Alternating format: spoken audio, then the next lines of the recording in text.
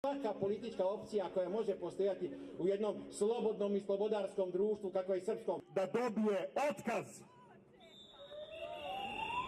Ne sme ni jedna